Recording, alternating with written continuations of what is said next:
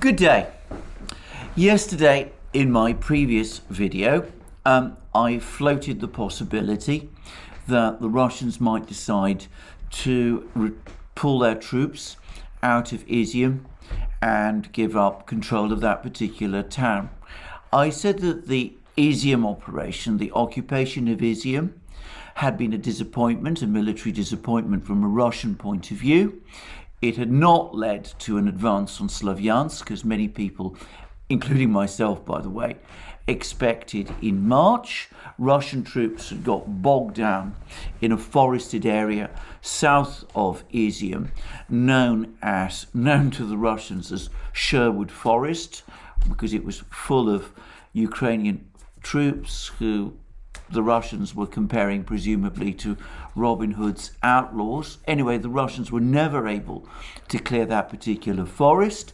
And the theory that was also promoted that occupying Izyum would somehow choke supplies from Ukraine to Slavyansk, to the whole Slavyansk and Donbass area.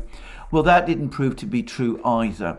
It turned out that the Ukrainians were still able to keep their troops in Slavyansk and Kramatorsk and in Donbass supplied through other routes, and the capture of Izyum, in all respects, from that point of view, wasn't particularly effective. Similarly, and in addition, it's also the case that holding on to Izyum for the Russians has been a major problem. There are Ukrainian troops to the south of Izyum. There are Ukrainian troops to the west of Izyum. The whole place has been something of a salient, and the Russians have had to spend and devote an enormous amount of time over the last couple of months to parrying Ukrainian counterattacks, particularly to the west of Izyum, against their group of forces, the group of forces that they had concentrated there. So I floated the possibility yesterday that the Russians might decide, after the Ukrainian breakthrough near Balaklia, to actually pull their troops out of Izyum. I thought it was most unlikely to happen. I thought that the political optics of pulling out of a place like Izyum, which had been captured back in March, would be extremely difficult and embarrassing for the Russians. I thought that the Russian command would not do it. Well, this morning there are scattered reports, but reports which I have to say I think are convincing, that the Russians nonetheless have taken that decision. There was apparently a Security Council meeting in Moscow yesterday. I suppose it was in Moscow. Putin met with his military chiefs, and there seems to have been a decision made to pull all Russian troops in this area, the area where the Ukrainians have made this breakthrough north of Balaklia, to pull all Russian regular troops to the eastern bank of the Oskol River.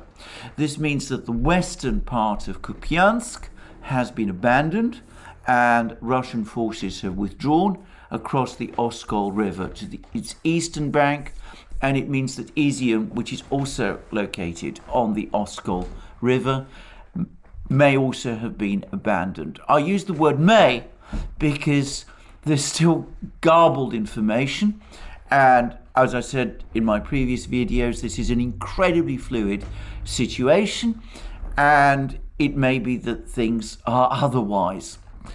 Meanwhile, we're continuing to get news that Russian forces, Russian heavy forces, tanks, armoured vehicles, those sort of things, are converging on this area, but they are apparently and importantly not being sent to this area from the other battlefronts in and around Ukraine. It's not a case of the Russians taking troops from Kherson region or from Crimea, or indeed from the southern Donbass, where the fighting has been particularly intense recently. It's not the Russians doing those things or bringing in troops that they have positioned in other places around Ukraine in order to bolster the forces on the Oskol River. Instead, it seems that these troops are being brought in from the central military district, the area around Moscow, and of course it will take them several days to get to this area, and that will obviously means that in this situation, the Russians clearly don't have enough troops, enough heavy troops, to try to counter the Ukrainian forces that have launched this advance. And if we're talking about Ukrainian forces, we're talking about 5 brigades, a force of about 15,000 men.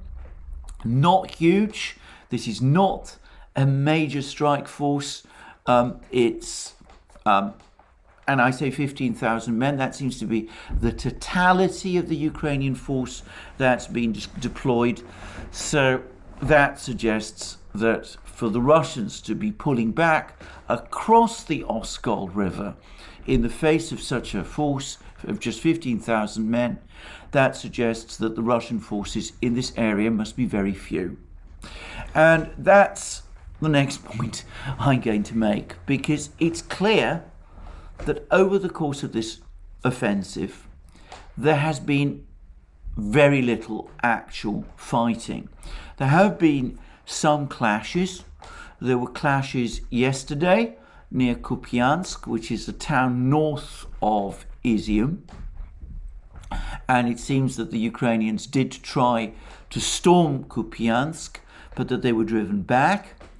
But overall, the fighting has been very light. The Ukrainians have been able to advance against practically no resistance. Now, this whole affair begs a large number of questions, and there's lots of people asking how could it possibly have come about? Why did the Russians do this? Was it possibly the case that they were already, for example, considering a retreat from Izyum? As I said, this place, this capture of Izyum, which in March had seemed so important, has been deeply disappointing to them. Or could there be some other reason?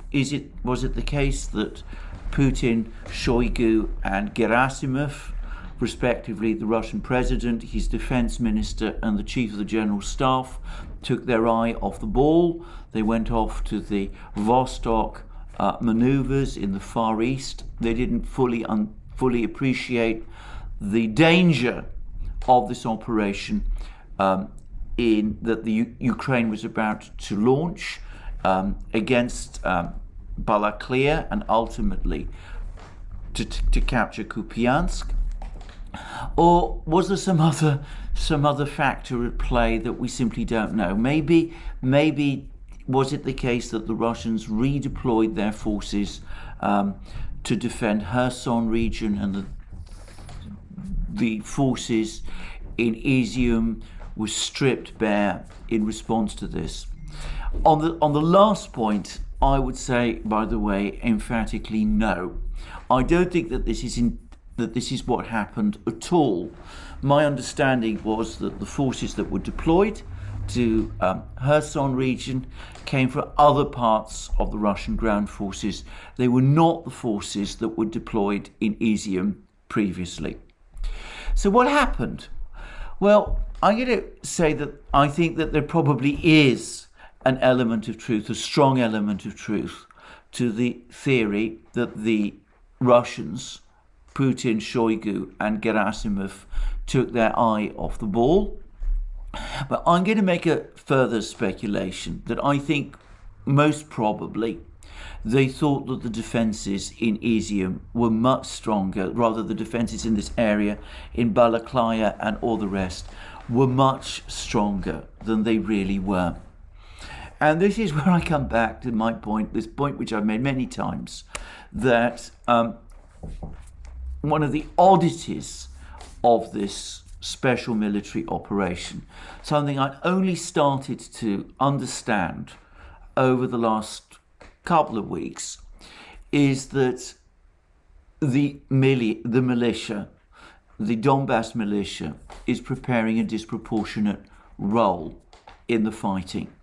Now, when I say this, it's important to stress that the point I made yesterday, that the Donbass militia does include some extremely tough units that are up to a professional level, that can hold out against Ukrainian forces, that are more than a match for Ukrainian forces in any particular battle. And I enumerated some of them, and by the way, I've had a number of explanations about why one of the units is called the Somali unit, which I found extremely strange. It turns out that this was all because of the somewhat ragged appearance of the men who made up this unit when it was first formed in the 2014 fighting, and there was apparently jokes that they looked like Somali pirates, and the name was just adopted and taken up with an element of pride. So there are some very tough units in the Donbass militia, but other units are not so well organized. Some of them are made up of reservists, and these are people who, it is now clear, do not have the training and are not incorporated properly in regular military units, and therefore they're not really in a position to withstand an offensive by 5 Ukrainian brigades. Now, in saying all of this, I want to make it very clear that this is not so much a criticism of the militia. The militia is a militia. One should not expect or suppose that it can be a stronger force than it really is. It is a criticism of the Russian leadership in Moscow. They seem to have told themselves that militia units holding the line in places like Balaklia, Kupiansk, wherever, were competent to hold back an armoured advance by Ukrainian forces. And one could see all kinds of criticisms floating around, that no attempts were made to lay minefields in preparation for a Ukrainian attack in this area, that there were no artillery positions prepared, that there were no concrete bunkers and pillboxes. I have to say that if that was the expectation of the Russian command, then I think they were expecting altogether too much, and especially given that it seems that some of these militia units are actually severely undermanned and are not up to full strength. So if it was the case that the Russians expected that the militia would be able to hold back an advance of this kind, even if only for a few days, to allow Russian regular forces to redeploy, well, I think that was a completely misjudged calculation, and the Russians are now going to pay a price for it. Now, the question is, what do the Russians do next? They've now, it seems, working to establish this defense line across along the Oskol River. So it's not a complete pullback from this entire area. And military commentators that I've seen, including some Russian ones who are incredibly critical of the Russian command and of Putin in particular, and have been, by the way, at all times, a number of them appear to be acknowledging that this is, in military terms, the correct decision.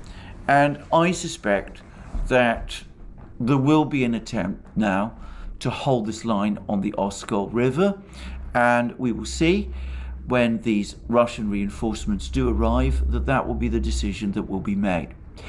And I think that in military terms, that's logical, and I think that whilst the Oskol line is held, the rest of the military operation in Ukraine can continue as before, and I doubt that in military terms it will affect or influence the outcome very much. But I have to say that in psychological terms, in terms of morale, this has been a disastrous affair, an absolute debacle, and one should not try to minimize its significance.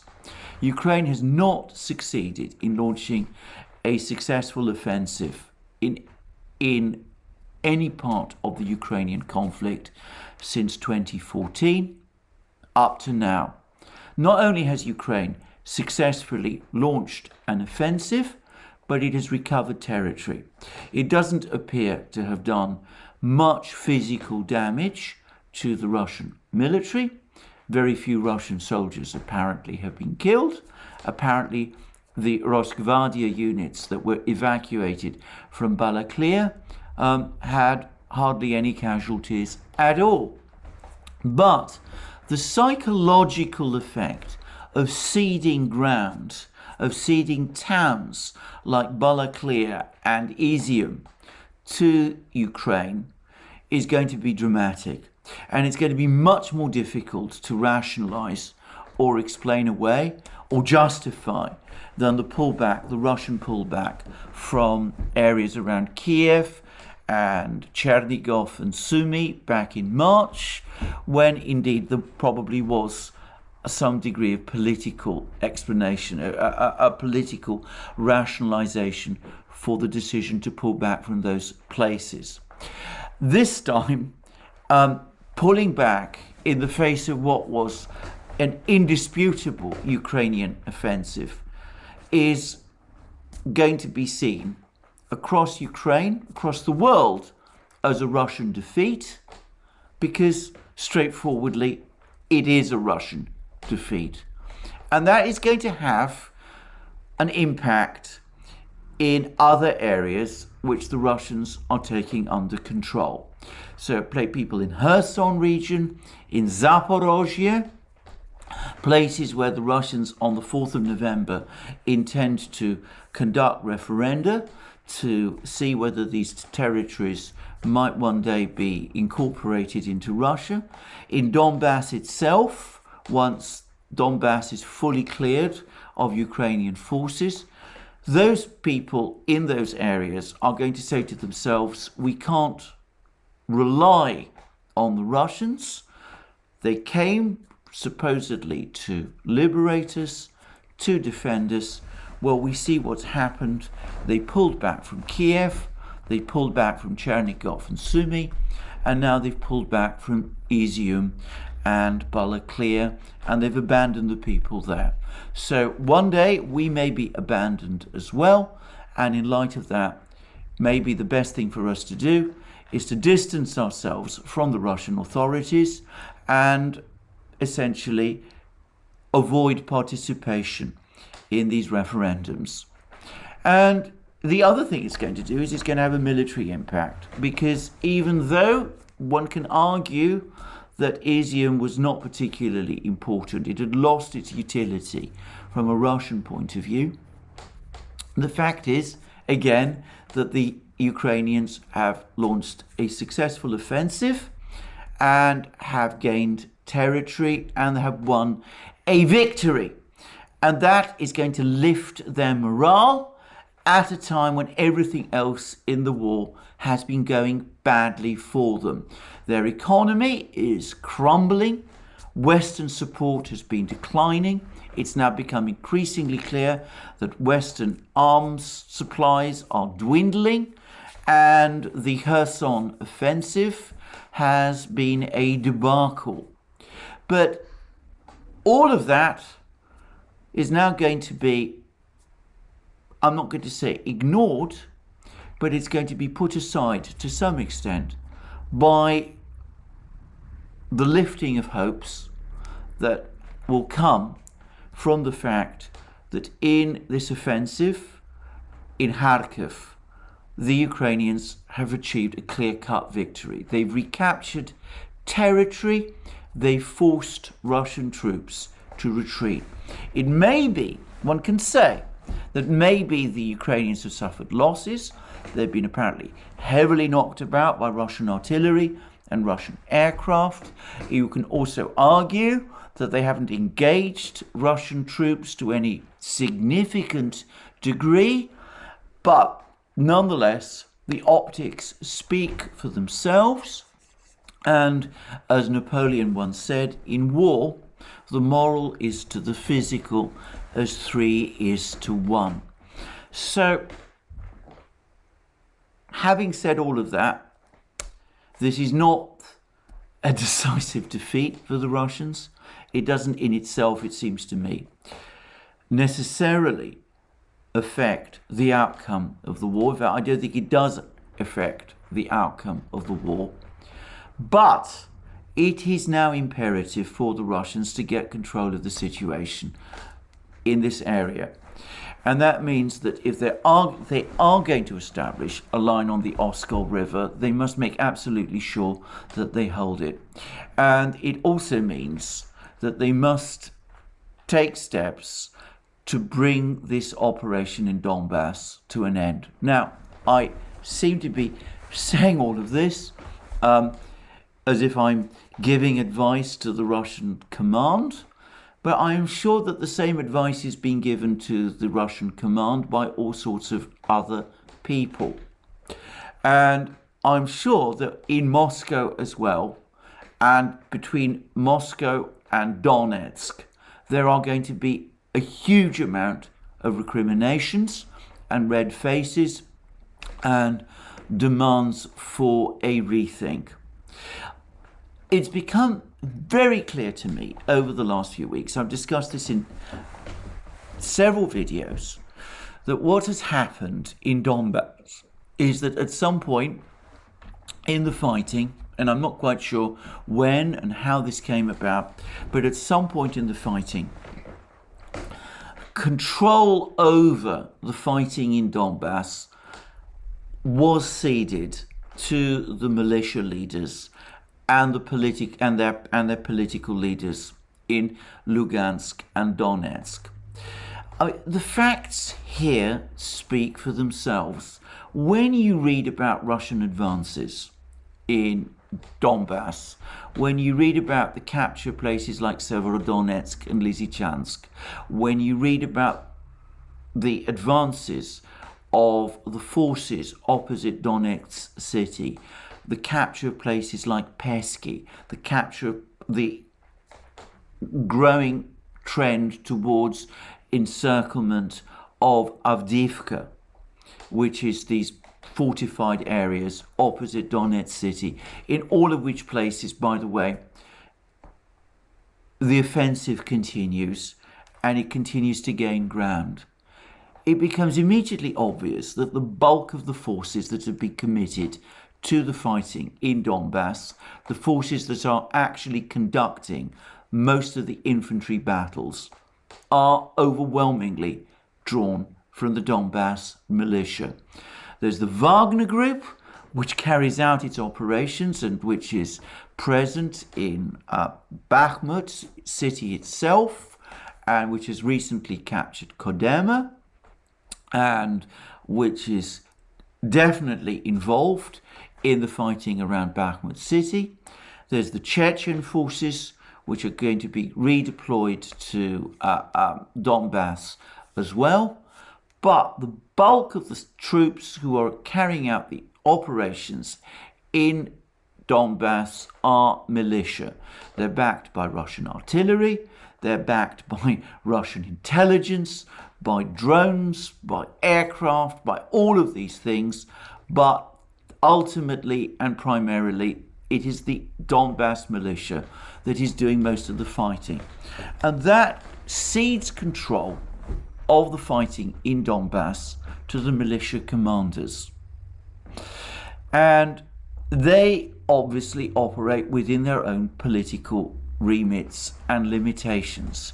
So whilst many people, not just myself, thought a few weeks ago that the focus of the Russian attack would be Bakhmut, which is this important town in Donetsk, instead, what we got after a visit to the area by the Russian Defense Minister Shoigu was an agreement instead to refocus attention on clearing these fortified Ukrainian positions opposite Donetsk city, something which makes complete political sense for the militia commanders, but which perhaps, and in my opinion, and in the opinion of many others, by the way, has probably delayed the completion of this operation in Donbass itself. Now, what it seems to me the Russians have to do is that they need to be more proactive about what goes on in Donbass. And that may mean having to commit more of their own forces to the fighting. You get lots of people talking about the fact that the Russians are overextended in Ukraine. I don't think this is true at all. I think that this is a misunderstanding of the dynamics of the war. What has happened is that in Donbass itself, the fighting, the infantry fighting and the ground fighting, the ground war, is being carried out principally by the militia, and we have instead Russian military formations in southern Ukraine, in places like Zaporozhye and Kherson region, where there aren't or haven't been up to now local militias. There, Russian regular troops are stationed in significant numbers. That's one reason, by the way, why the Kherson offensive, Ukraine's Kherson offensive, has failed.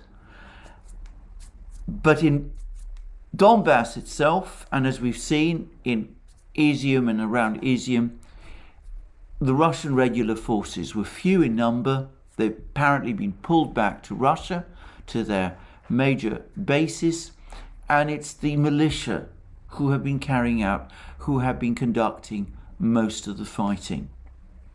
Now, I am not saying that an operation which continues in this way cannot succeed. I suspect that given time, it will succeed.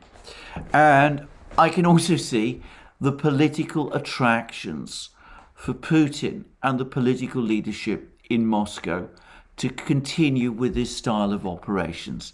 They can continue to say that Russia is helping the two republics of the Donbass defend themselves, liberate their territory, which is what Putin said Russia would do right at the start of this war, which of course the Russians continue to refer to as a special military operation.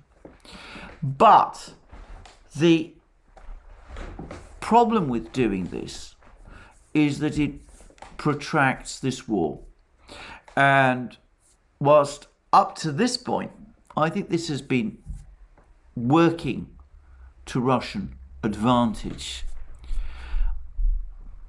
it opens also the possibility for events like this Kharkiv offensive to take place.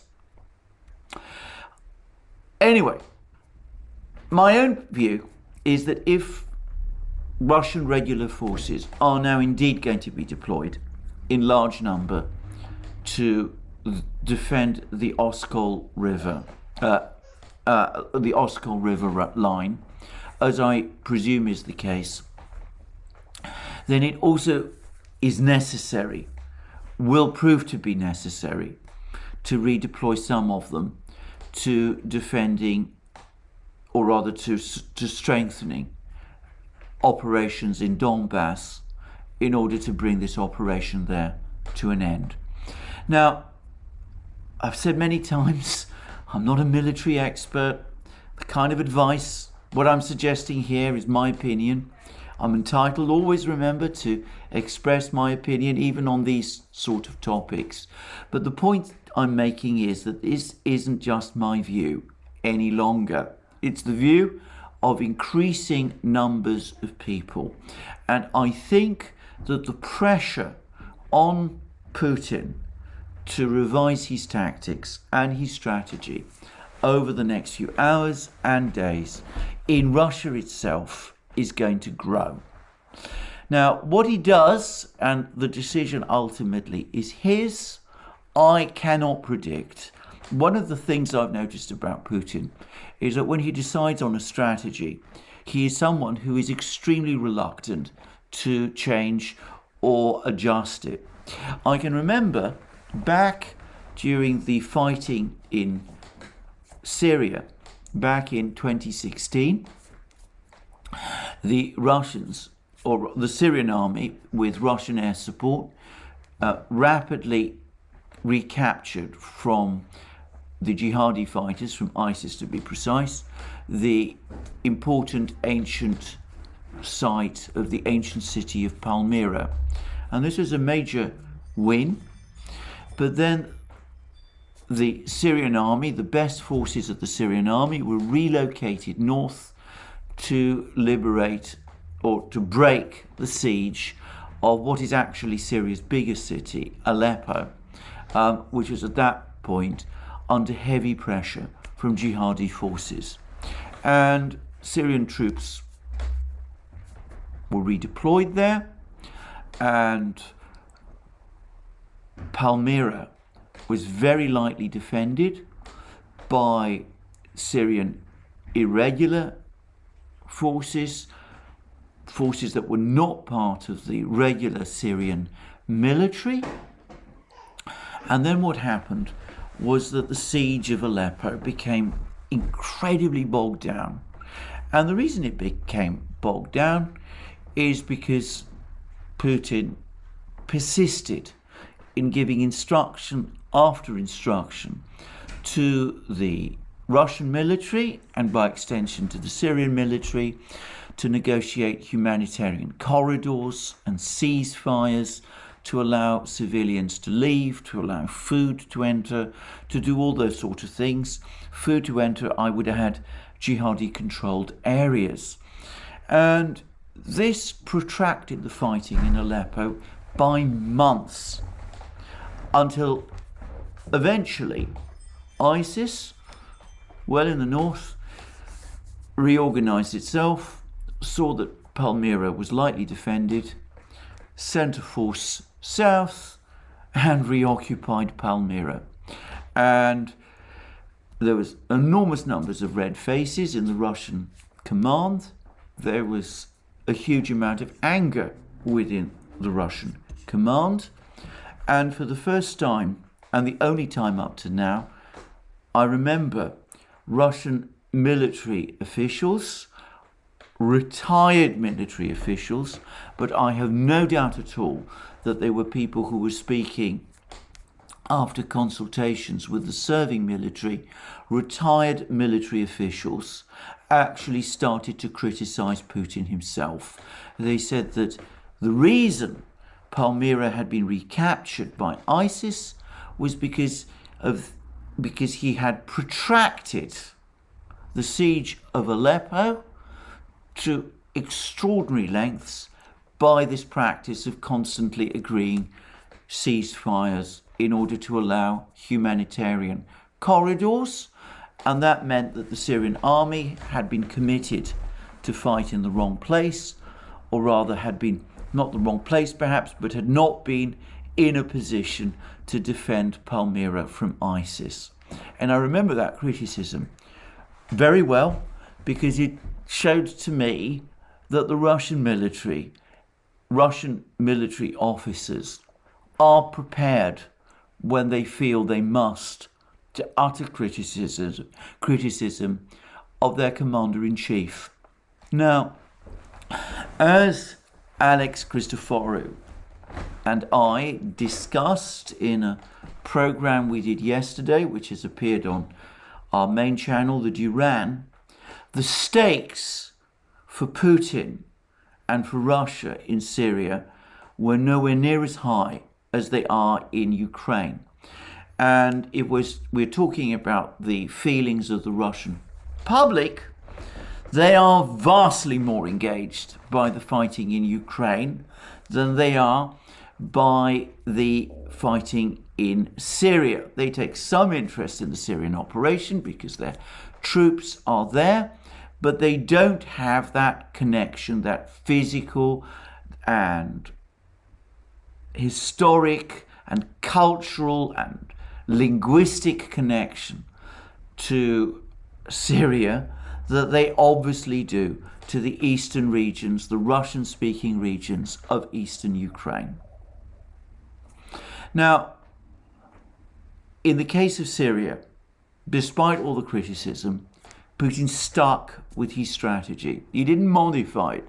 He continued to agree humanitarian corridors and ceasefires in Aleppo, to the intense exasperation of his commanders, and eventually it paid off. The Syrian jihadi fighters who were besieging Aleppo were defeated. The Syrian jihadi fighters who had occupied part of Aleppo, eastern Aleppo, were evacuated to Idlib province by agreement with President Erdogan of Turkey, and eventually Palmyra was recaptured. But Putin had the political space to do that with Syria because, as I said, it ultimately didn't matter for Russians to the extent that fighting in a place like Kharkiv, which most Russians, regard as a Russian city and its surrounding region, matters.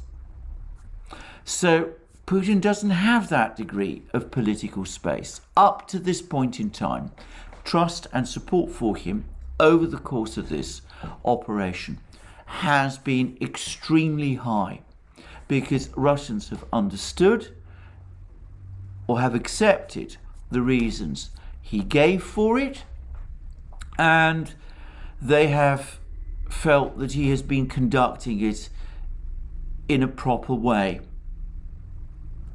But if there are more debacles like this, if further setbacks of this nature happen again, then that trust, that confidence in Putin is going to start to slip. Now, I hope, well, maybe hope is not the right word, but I wonder whether he understands that. And I wonder whether he is going to adjust his strategy in light of what has just happened. I'm sure that behind the scenes there's going to be a great deal of criticism of his approach to this conflict up to now, to his decision to rely so heavily on the militia to conduct the operation in Donbass, and that decision can only ultimately have come from him because it is a political decision rather than an operational one. I fully predict that over the next few days we're going to start to see retired officers from the Russian army coming out, and they're going to start to express criticisms of the way in which this thing is conducted. And I also predict that before very long this is going to be picked up by other sections of Russian society. Now, as I said, he is a masterful man. He doesn't like to change his approach. He has also shown that he can be flexible in certain circumstances. We will see whether he is this time. Anyway, that's what I am going to that's all I'm going to say in this program today. I want to make it very clear that at the moment it's still a very fluid situation. I've just seen some reports which dispute the claim that Russian troops have in fact withdrawn from Izyum, but for the record, I think it's most likely that they have done.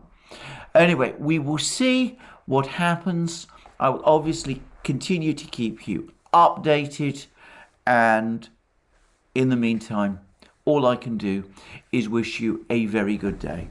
In the meantime, let me remind you again that you can find all our programs on other platforms, first and foremost Locals, but also Rumble, Odyssey, BitChute, Telegram, and the rest. You can also support us via Patreon and Subscribestar, links under this video. And you can also check out our shop, find the amazing things that you will find there, our magic mugs, our hats, hoodies, sweatshirts, t-shirts, and all those things. And of course, if you've liked this video and wish to support this channel, please tick the like button and check your subscription to this channel. More from me soon. As I said, this is a fluid situation. It could be that some of the information I've given in this program has been wrong or inaccurate. It may be that the Russians are indeed still in Izyum and intending to make a fight of it there. It may be that the reinforcements are arriving faster than I believe. But this is the situation as I see it today. I think it would be unwise, given the importance of events in this area of the battle, to go and discuss other issues. There are lots of things are happening around the world. And in the meantime, therefore, I will return again later, tomorrow, with a further program updating you about what seems to be happening. And in the meantime, all I can do is again wish you a very good